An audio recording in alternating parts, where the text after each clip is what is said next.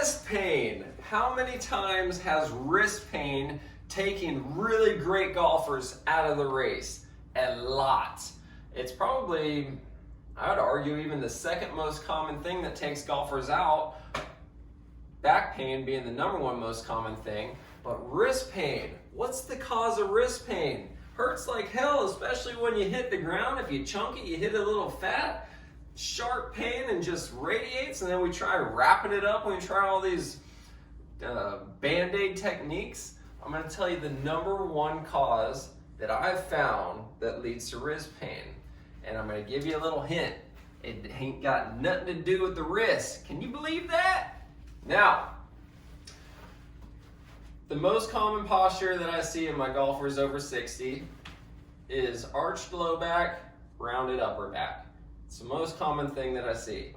Now, the thing that I haven't talked about yet is head position. I see a lot of turtlenecks, so we're just reaching this head out here, going to swing this golf club, right? So if I stand up, this is what my posture looks like. See how I'm just turtlenecking out here? When the neck is way out here, what happens back here in the back of your neck is you actually put a little pressure, a little compression on the nerves that come out of your neck. They travel all the way down your arm, all the way down into your fingertips, and they get compressed.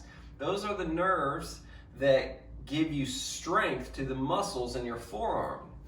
So what's happening behind the scenes here is that slight compression is creating weakness in the forearm, but you don't perceive it. It's so slight you can't perceive it. It's not like, oh my gosh, my hand's so weak. But it's there, it's slightly there. And what happens is it gets really augmented when you go and you try to swing this club and you come into contact with a hard ball or you chunk the ground at the bottom and it starts rattling the wrist.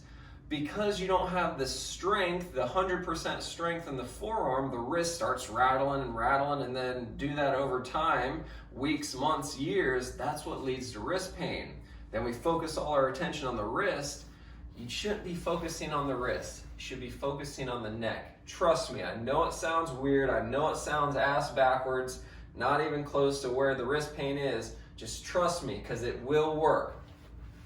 So we're in our posture that we see our 60-year-olds in. Remember, we're gonna work on getting the belt buckle up a little bit. But do this, just see if you can just kind of do a nod down, right? So I'm just slightly nodding down. Think about lengthening the back of the neck. Try that out. Another way you can do it, am I still in the frame over here? Another way you can do it is put your upper back against the wall here and reach your head back.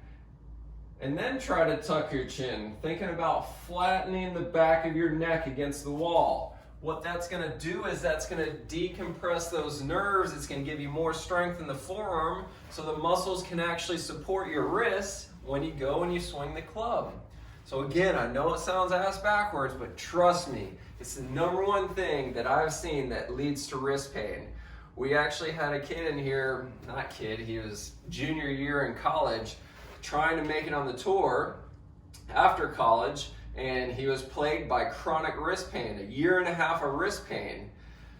Came in here, and after a handful of sessions, he was able to swing the club pain-free, and the only thing that we worked on was neck and posture. We never even touched the wrist. So I'm telling you, it will work. Try it out. Let me know what you think.